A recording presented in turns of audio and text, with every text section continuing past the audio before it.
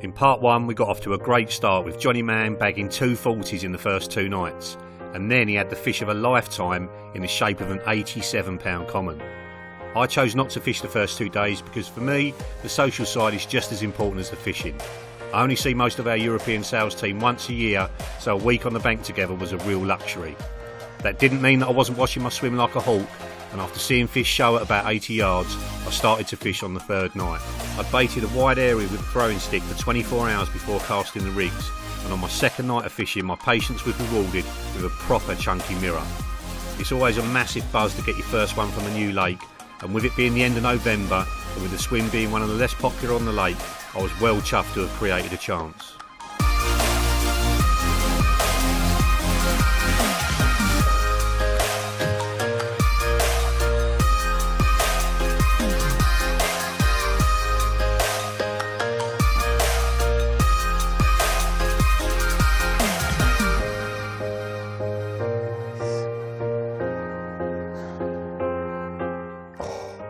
Come on, big fella. 52 pounds, check that out. Look at the shoulders on it. And the sling was absolutely full of boilie. Olivier here is letting us retain the fish overnight, which he doesn't normally do, but with the water being so cold, there's very, very little risk to the fish, and you get to see them in all their glory. But for me tonight, I'm putting match the hatch hook baits on, because if the fish are really switched on to what I'm feeding, and I fed a lot more yesterday, nearly 2 kilos, then that's what I want to have on the end. But check that out, what a fish. Thank you very much. One last look. Yeah.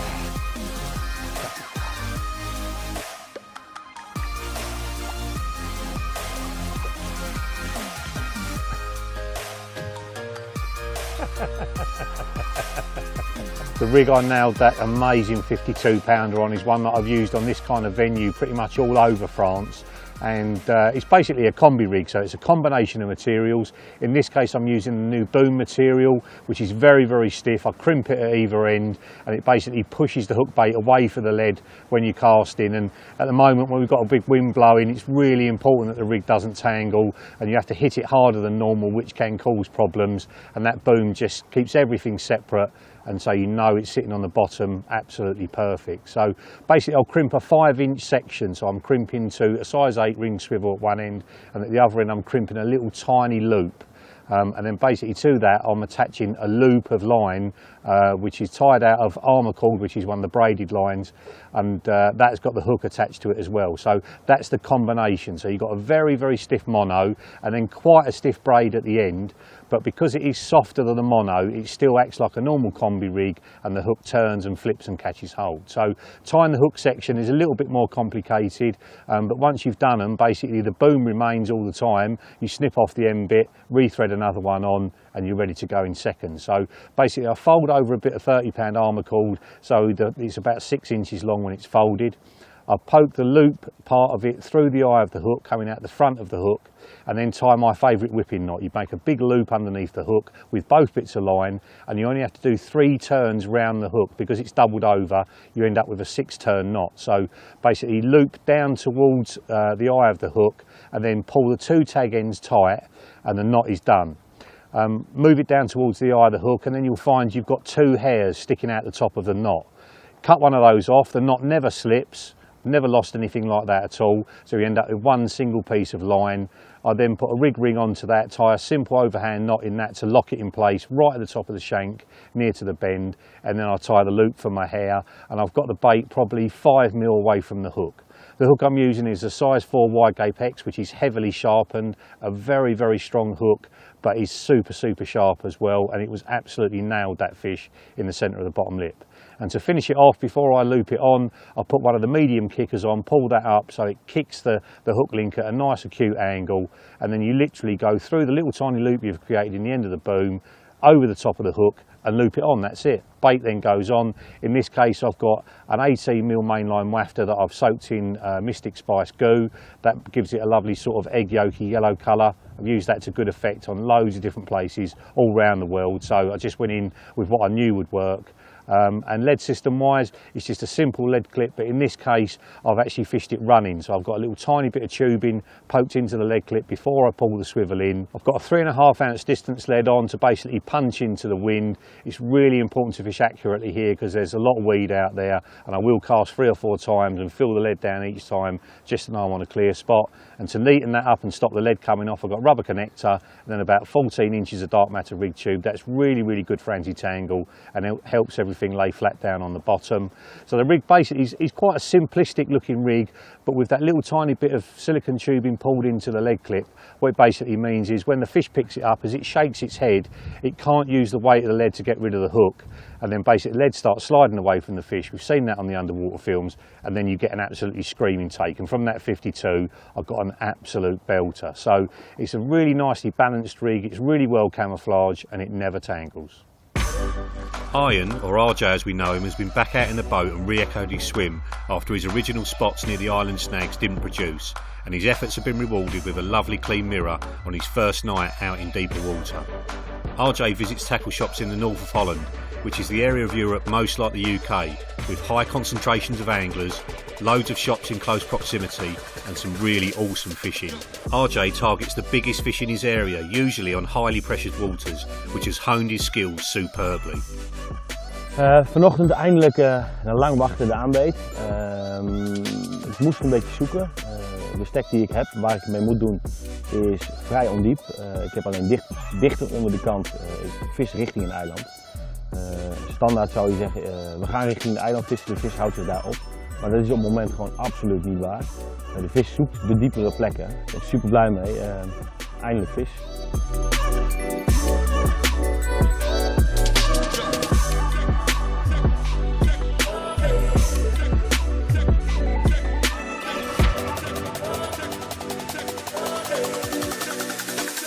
De vissen die John ving naast mij op de linkerzijde komen wat meer van het wijd.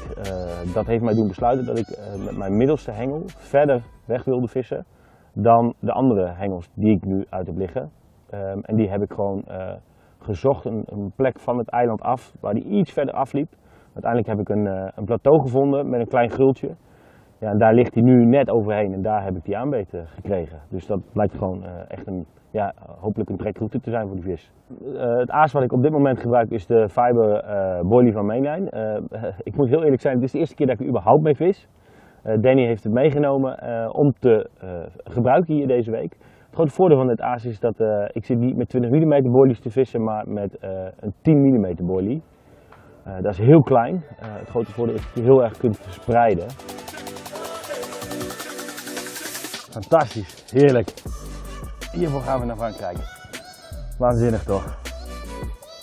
Mooie winterkarper. Toch nog weten te vangen.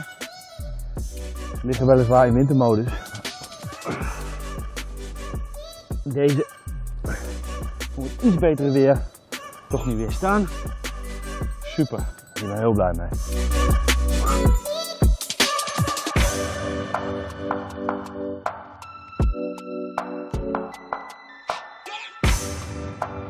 Nu ik een aanbeet heb, wat een beetje het probleem is dat je dan denkt van we gaan het voer opkrikken, er moet meer voer in. In de winterperiode is dat echt heel gevaarlijk, nu is het weer gunstig, maar ik zal pas het voer echt omhoog gooien als ik morgenochtend weer een aanbeet heb. Heb ik dat niet, zal ik het eerder nog naar beneden doen dan dat ik nog meer voer ga doen. Je moet oppassen dat je er niet te veel in gooit, want je kan het er niet uithalen. Alles wat te veel gaat is goed, niet goed. Bij het begin eigenlijk van het opbouwen van de stek heb ik ongeveer een kilo of 2 van de 10 mm fiberboilies in een emmertje gegooid. En ik heb water uit het meer gepakt en die heb ik gesookt.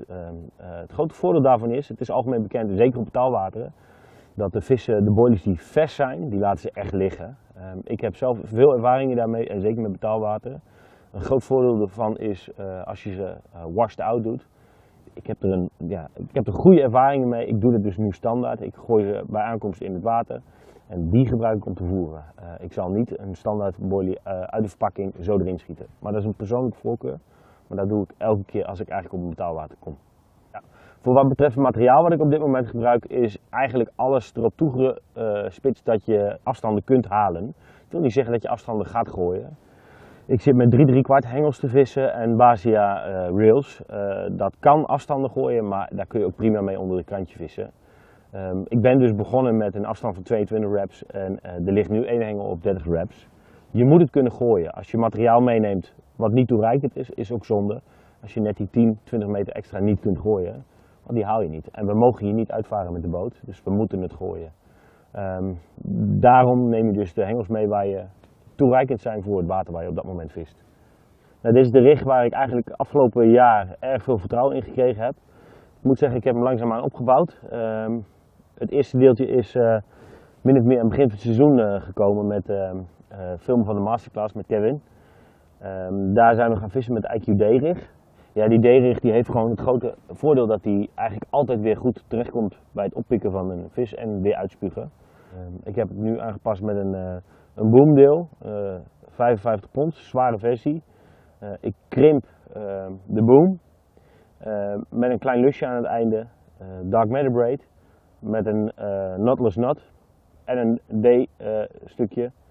En daarop gewoon een klein haakaasje en een IB korn. Het is een wafter en hij valt gewoon plat op de bodem. I put Julien in swim 4, which didn't do a bite last week because I know he's a top angler who can work out a swim quickly and so make the most of it, just like Daryl Peck. He's also a big caster for a slim guy, which suits this swim with super long range spots behind the sunken trees. Julien serves tackle shops in the northeast of France. He's well known in the French carp scene and has caught them from all over his home country. Julien's week started slowly with just a few bream, but he's had his first carp now and he's starting to get into the zone. La première carpe, j'avais déjà fait 2 brèmes, donc celle-ci, joli poisson pris à longue distance, je suis obligé de pêcher sur le côté de l'île là-bas, j'ai à peu près 130-135 mètres de distance, donc avec le vent de travers les 2-3 premiers jours c'était pas évident.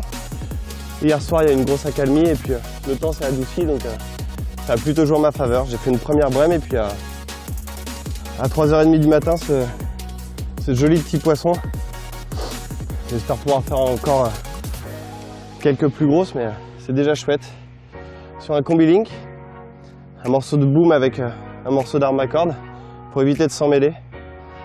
Et un wafter fiber, une nouvelle bouillette mainline. Super. Quand je suis arrivé, on m'a donné ce poste du coup. C'est un poste où je peux exploiter aussi bien de la pêche d'obstacles que j'aime bien faire ou de la pêche à longue distance. Donc j'avais plusieurs possibilités et du coup j'ai tenté de mettre entre guillemets une technique. Je sais que les poissons se tiennent souvent entre les 2 îles derrière et le but était de pouvoir les intercepter dès qu'elles pouvaient sortir de ces 2 îles. J'ai décidé du coup d'utiliser les bouillettes sel mainline que j'ai coupées en 2 parce que je pêche en fait une zone où ça descend gentiment, donc le fait de les couper en 2 me permet de pouvoir éviter qu'elles roulent et qu'elles descendent dans les herbes.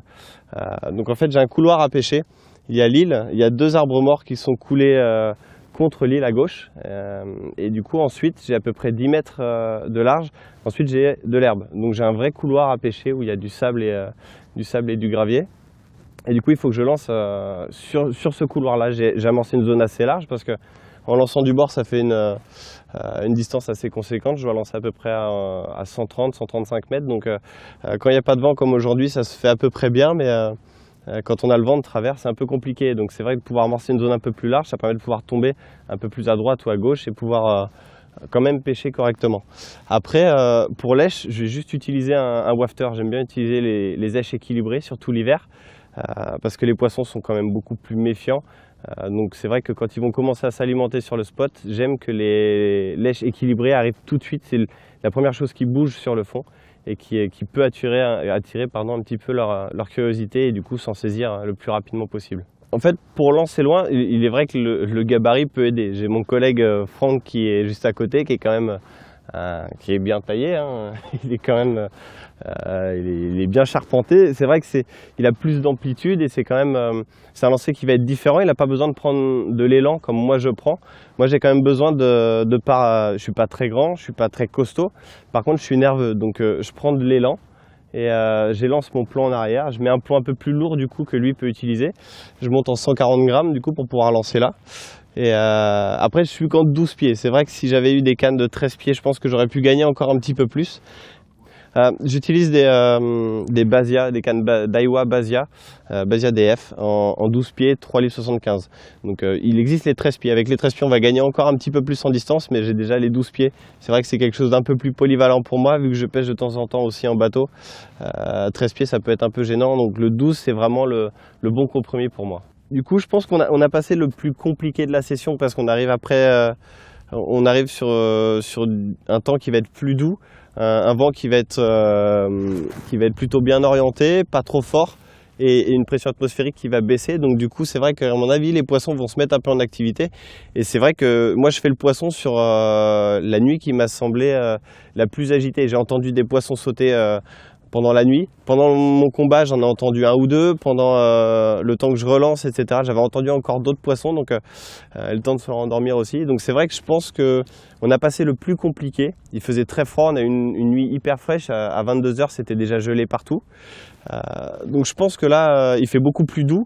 Même si on est sur une berge où on n'a pas le soleil la journée, il fait un peu froid par rapport à en face où ils ont le soleil. Je pense qu'il nous reste 3 nuits et on devrait pouvoir toucher un peu plus de poissons. Je pense qu'il va s'en faire encore quelques-uns qui vont se mettre en activité et il va falloir remettre un petit peu d'appât pour réussir à toucher encore quelques poissons et à optimiser toutes les touches. Mais je pense que la suite des événements risque d'être un peu plus agitée. Ouais. The ever-consistent Johnny Mann in the left-hand side of swim 10 had his full fish in 4 nights by sticking to his guns and not using the boat. In contrast to Julien, he baited lightly with a throwing stick, fishing a high track wafter and an inline lead system over a wide spread of boilies. Good skills, Johnny.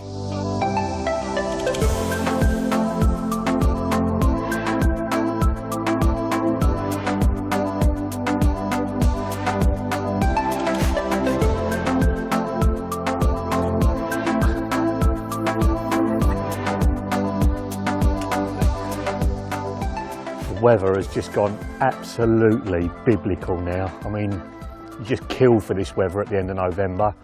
It's about probably 13, 14, maybe 15 degrees now. Southerly wind blowing straight into me. And I've chosen to put more bait out because I've had a bite and they're obviously responding to it.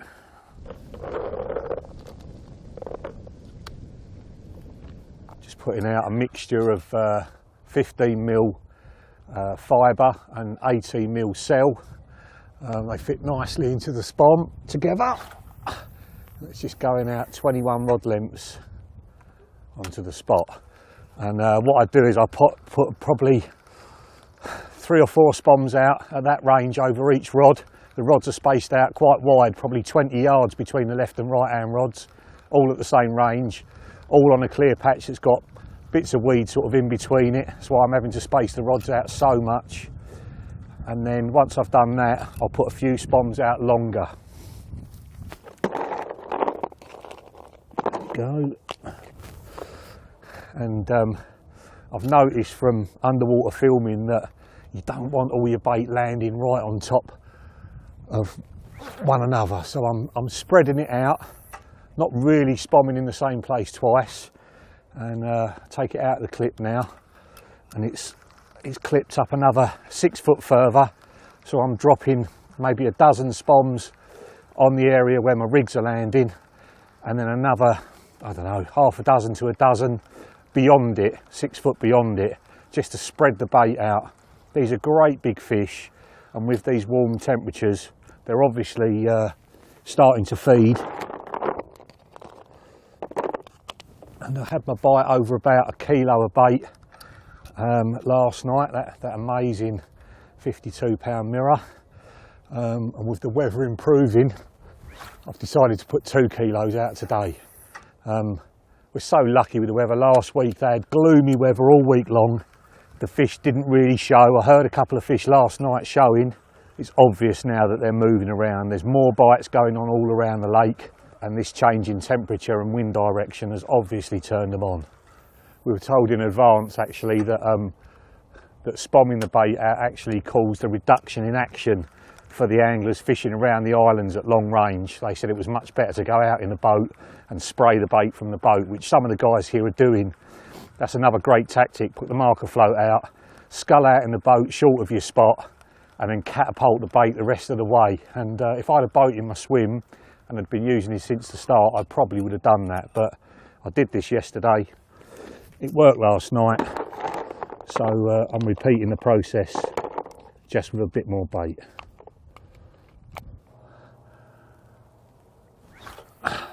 That is 2 kilos, and very, very important to let the fish activity, what people are seeing, what people are catching, and the temperature at this time of year sort of determine how much you're putting in. A lot of people just do it as standard, put the same amount out every day, no matter whether it's blowing a northerly or a southerly, and whether it's 2 degrees or 12 degrees, and that can work against you. So if you let the action around the lake determine how you're going to bait up, you will definitely get more bites.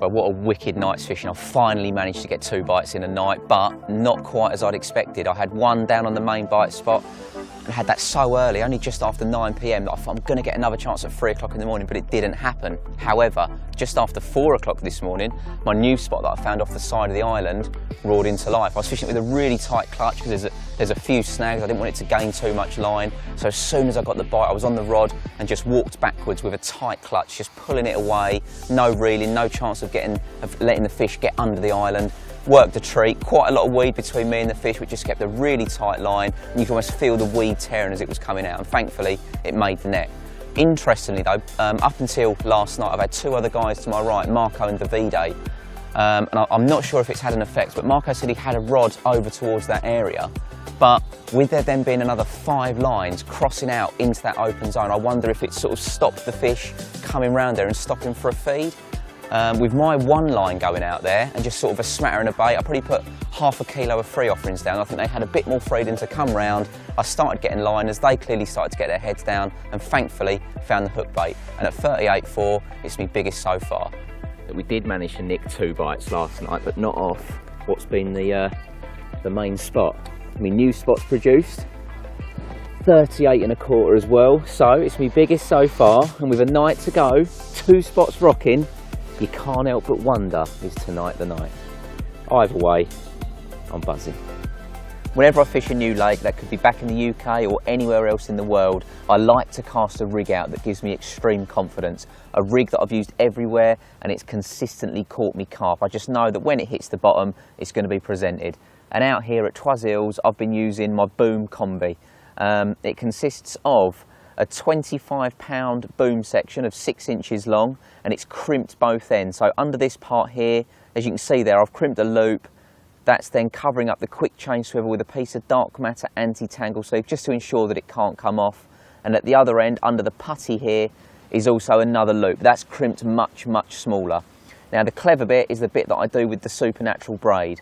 Rather than tying a knot to piece the 2 pieces together, I actually tie the hook sections completely separate. So I take a length of supernatural, tie a hair loop in it, and obviously gauge how long it needs to be for whatever type of bait I'm using, tie an 11-turn knotless knot, and then tie another very small loop coming off the other end, which is this bit that you'll see here.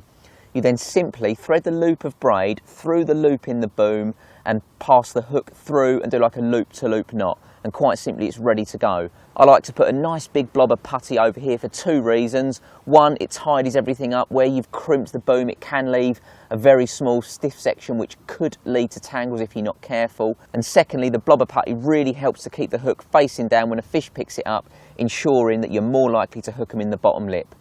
Bait wise, it's a balanced out bait. I've got an 18mm cell on the bottom, and on the top that's a 12mm peaches and cream wafter that's been soaked for quite a while in some buttercorn goo. So when it sits, the hook lays flat, the bait quite simply sits next to it. But what it means, having that little bit of balance to it, no matter how this lands, the bait is always going to fall away and present itself perfectly. Now we all know, we've watched plenty of underwater footage of carp picking up your rig and spitting it out and getting away with it. And I'm under no illusion that this happens with this rig too, but the most important feature is the fact that it will reset every time. Because that's balanced, because I've got a stiff boom section, it's always going to push away should the carp get away with it, and it's ready for when the next one comes along. Going to get it back out now, see if we can nick a daytime bite.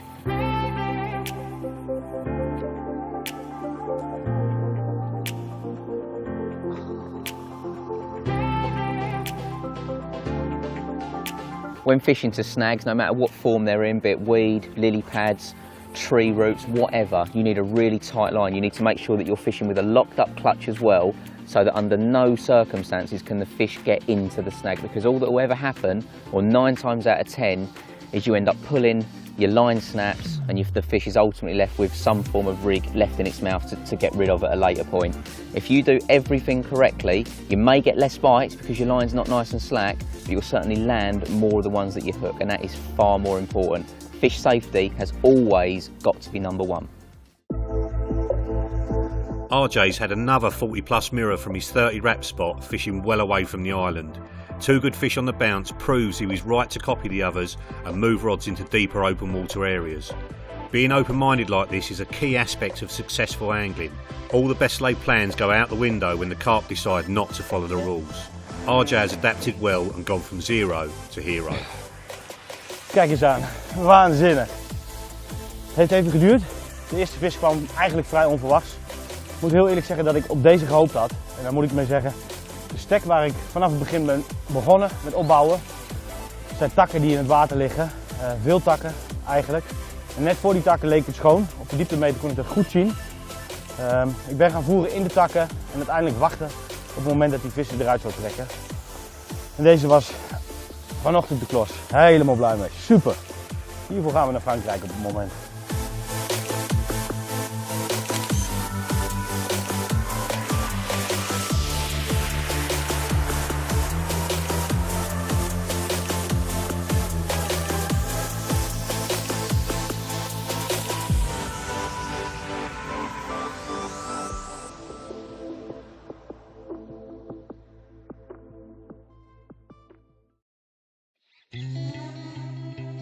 Maurice, fishing in swim 1, arrived later in the week and certainly had his work cut out for him. Maurice is operations director for Korda Europe, which is a mega busy and mega stressful job. He gives his life and soul to the company, so doesn't get to do long sessions very much, so I'm well chuffed that he's bagged a big one.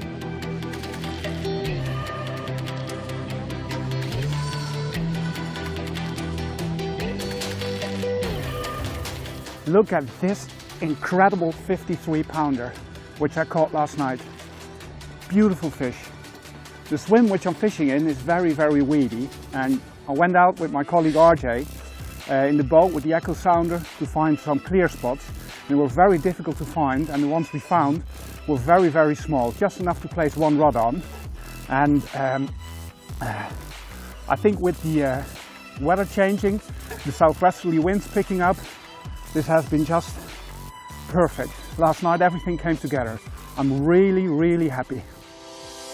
Julien has really got his spots rocking and has had the busiest night of the week so far, bagging 3 gorgeous fish, including 2 PBs. The first was a scaly stunner that is often called a glass carp on account of its glass-like eyes. Who cares how big they are when they look like this?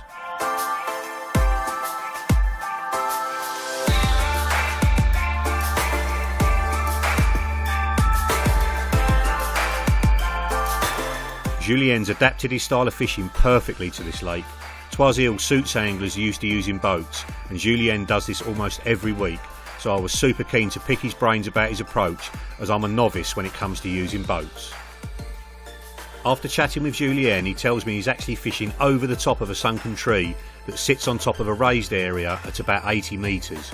Julien's fishing well past the tree into what we've nicknamed the Bermuda Triangle, a section of water between all three islands that's beyond the casting capabilities of 99% of anglers, myself included. The carp know they're safe here and they mass up in numbers, especially in colder weather. Julien's fishing onto clear areas as far into the triangle as he can.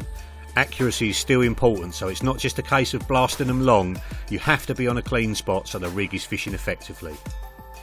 Fishing so close to weed and snags means you have to be hyper alert at all times, which can be really draining. You have to formulate a plan to land the fish well before you actually hook one, as Julien explains.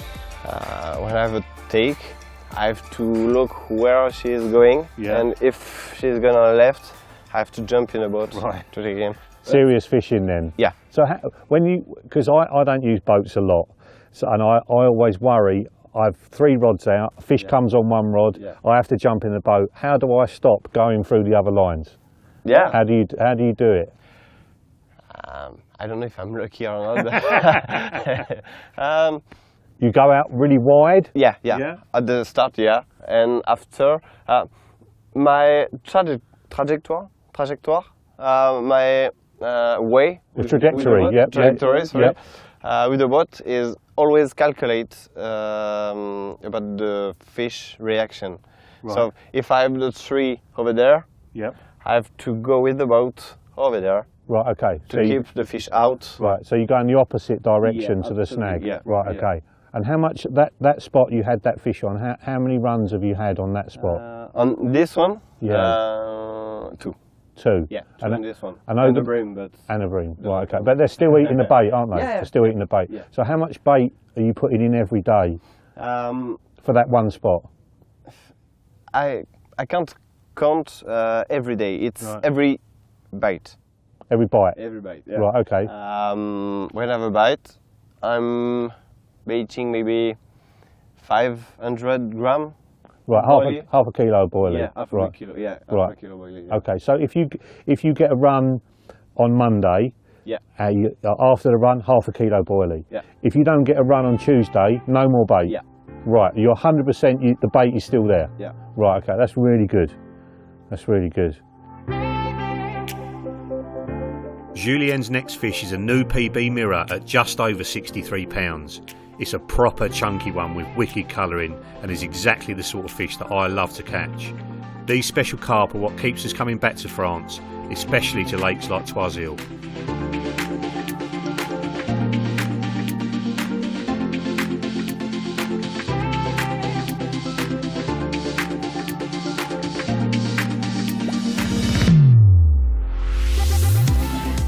Julien's final fish of Thursday night was yet another personal best, a huge common of just over £70, which everybody wanted to come around and see. Julien fishes public waters most of the time, so he rarely has access to such huge fish. He's fished his socks off this week, and no one deserves a big un more than him.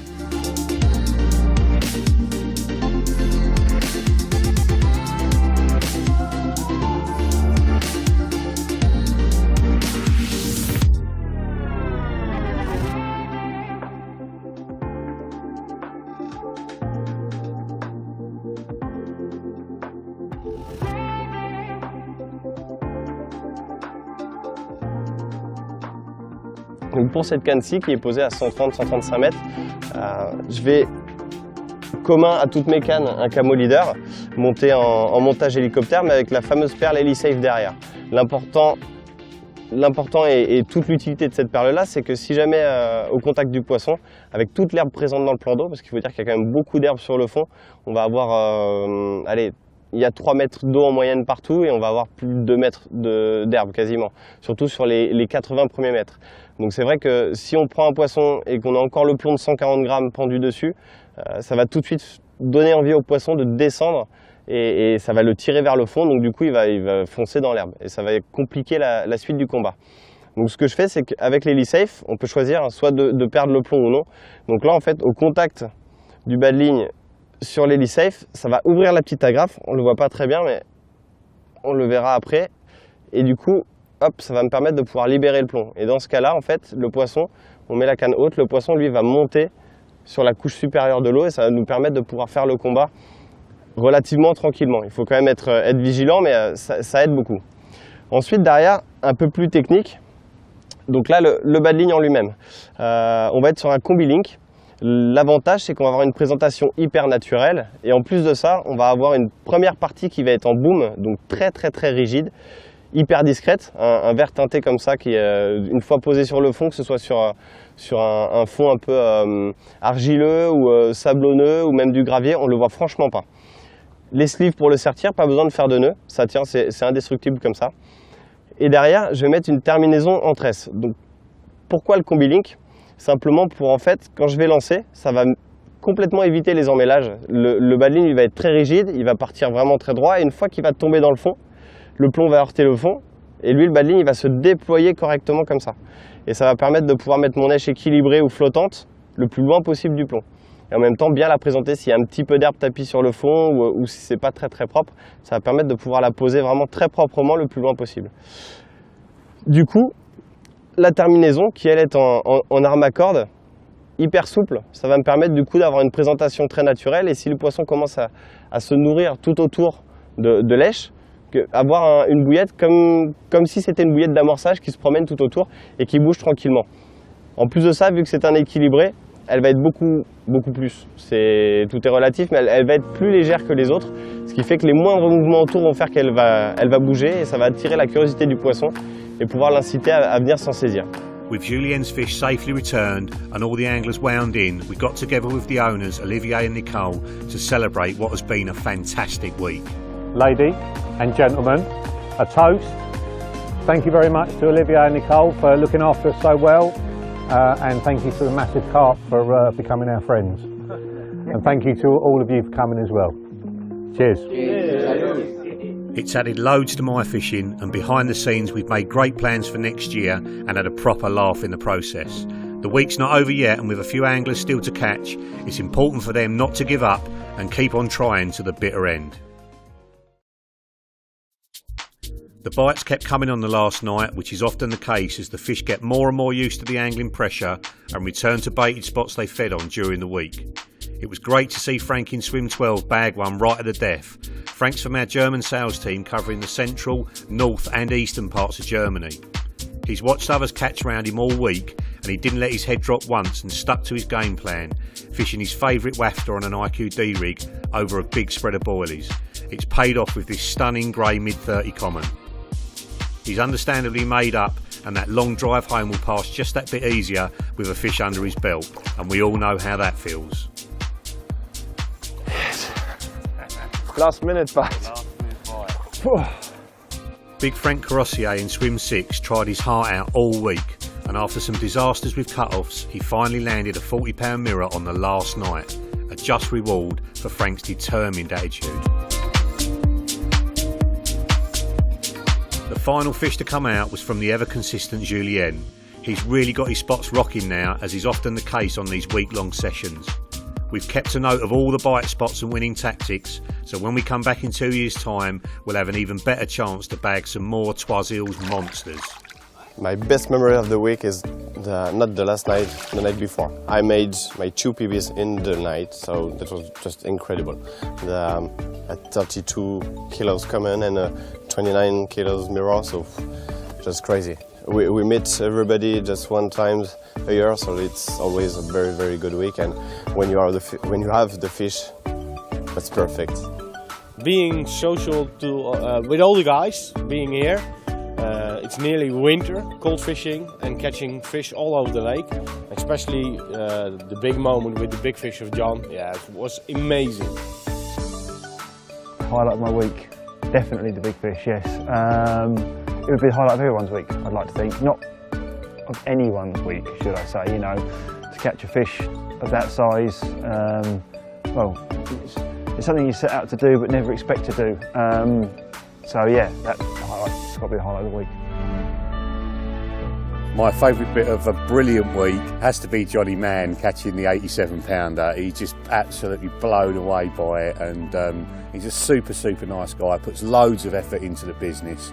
Almost everybody's caught from one end of the lake to the other. It's just been an amazing experience, and I look forward to the next one.